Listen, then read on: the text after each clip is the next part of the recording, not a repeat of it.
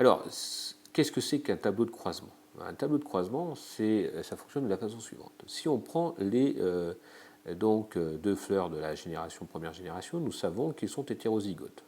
D'accord?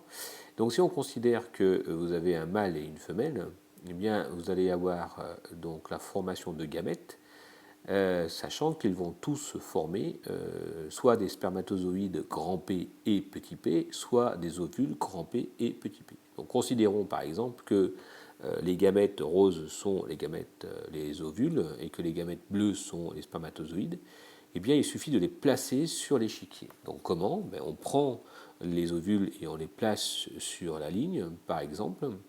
Donc le grand P sur la première ligne et le petit p sur la deuxième ligne.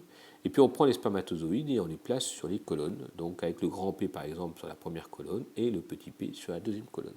Alors il n'y a pas de règle, on aurait pu très bien inverser le petit p et le grand P, mais j'ai choisi de les placer comme ça. Et puis ensuite, on fait un croisement. Donc, par exemple, si on considère le premier croisant, on va avoir un grand P bleu avec un grand P rose. Donc, on aura un génotype grand P sur grand P, d'accord? Donc, un homozygote. Ensuite, vous aurez un croisement petit p sur grand P. Donc, vous aurez donc des hétérozygotes et ils sont violets parce que le caractère violet est dominant. Et puis vous avez un croisement petit p sur petit p, donc qui seront blancs, puisqu'on sait que de toute façon le caractère blanc est récessif.